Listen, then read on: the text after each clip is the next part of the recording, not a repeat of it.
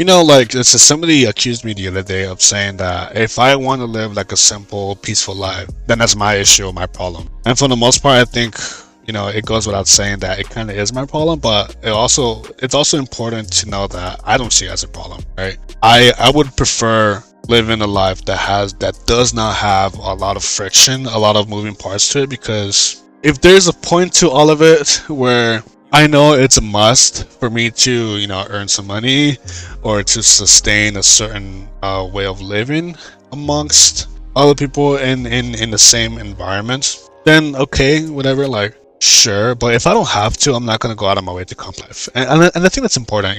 People need to learn how to protect their own time, protect their own energy and space, right? And the simplest way to do it is to say the word no. But some people like pushing boundaries, then, right? And so it's also very important to firmly say the word no. But people like to, people get mad and people don't hear, people don't understand, and it's hard to communicate that. Whatever you want to communicate is very hard for the other person to understand. But anyways, I conduct my life in such a way where I wish that there isn't. I wish that there aren't a lot of points of friction. I prefer not to be bothered with when it comes to issues that don't involve me, issues that I haven't created. And I also wouldn't want to have my life affect others. But that comes at a price, right? Because if you live at home or if you live in an apartment or you have roommates, then you have points of friction where you're going to have to eventually deal with somebody else. And because we all don't think the same, the other person is going to have a different point of view. You guys are going to eventually butt heads, and that's going to be an issue, because in your head you just want to chill, you just came back from work, you don't want to do anything, right? And some people want to get in that space. As an example, right, I was living in a space where parking is an issue, right? I typically have my own dedicated parking, but some other person wants to be in that spot, and so that's the issue, right? Like, you expect your dedicated spot that you paid for to be available 24/7 when you're not occupying it, right? And when you see somebody else in that spot, you're like, hey man, what the hell? And so that's the issue, right? That's a point of friction that nobody should experience, but unfortunately that we do experience it, because there's a ever-growing population in the U.S., especially in the inner city areas, where there's a strong concentration of people in a certain area, and of course every person is gonna eventually have a car, and if there isn't enough space to have those cars occupy it, then there's gonna be an issue, right? And so that's a point of friction that comes at a premium, right? If you want to have your own dedicated spots, then you're gonna have to move out into a better area that has enough spots, ideally, or the most obvious. The most obvious comes to mind, like the most obvious area comes to mind are like the more affluent areas, right? There's the less concentration of people that live there, obviously, because it's a lot more expensive.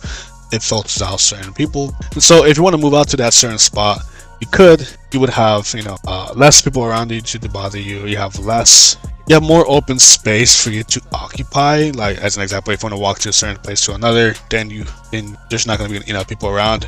And the most important part, if you want parking available to you, then it's always going to be there. But all of that comes at a price, and so paying for a change in environment is important. You want your environment to be clutter-free. You want your environment to be safe. You want your environment to be in such a way where that it benefits you and it works for you. But it comes at a price, and so that's the issue that I want to talk about in this video.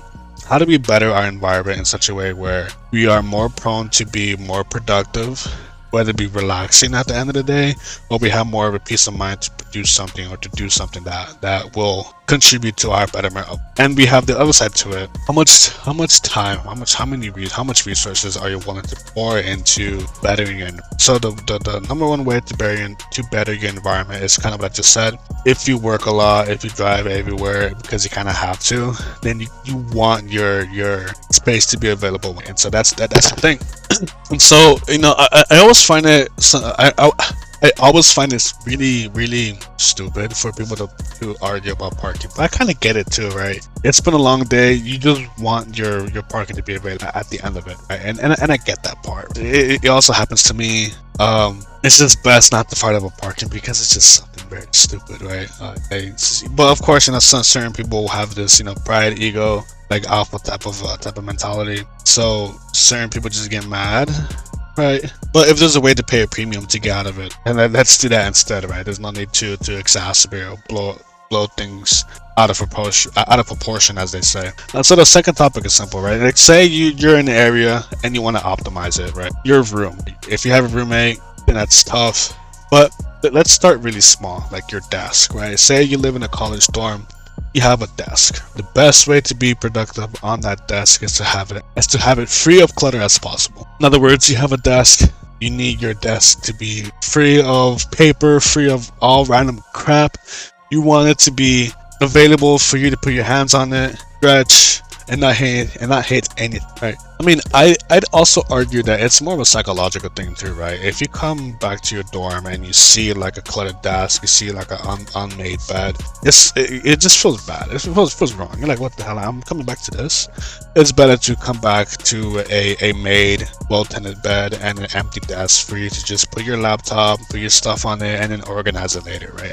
I think that's the framing that I'm trying to communicate here, right? You want to come back to a clean house, you want to come back to a clean bed, a sink that doesn't have dishes, etc., right? So that's important to understand. So the last topic that I wanted to share with you guys is to be able to control the controllables. Unfortunately, there's a lot of crap that we just can't control, but we can control how we react to it, and how we perceive certain issues that could impact us in a very bad way. An example is this, right? An uncontrollable is having just retarded roommates or just people that get in your way. What we can't control is how we perceive, how we react to it, right? If you have a roommate that is more, if he's loud, if he's unproductive, then for the most part you really can't do anything with it unless you want to submit a claim to try to exchange roommates or whatever. But it's also important to know how to bargain or barter with this person, right? And give it and take, right? If you want this person to shut the then it's very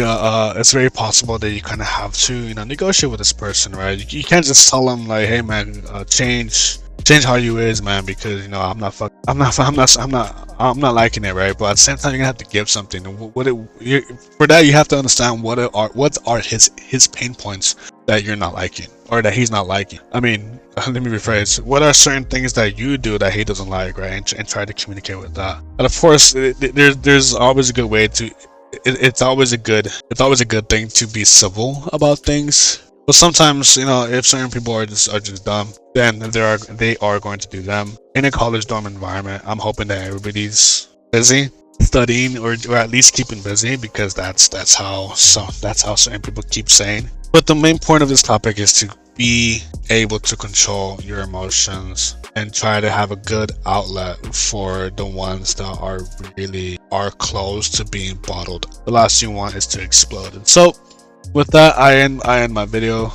I wish for us to better ourselves, and a good way to do it is to better our environment. Better our environment for things.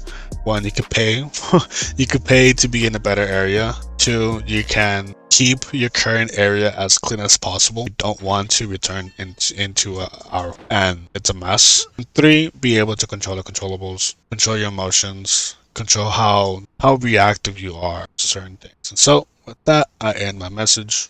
Can things get any worse? Nope, wait, whoa, I withdraw the question.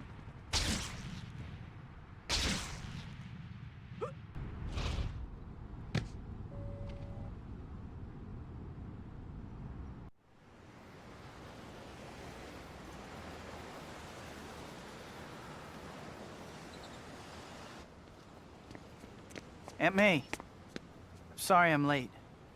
Peter, don't be sorry. I was just worried about you.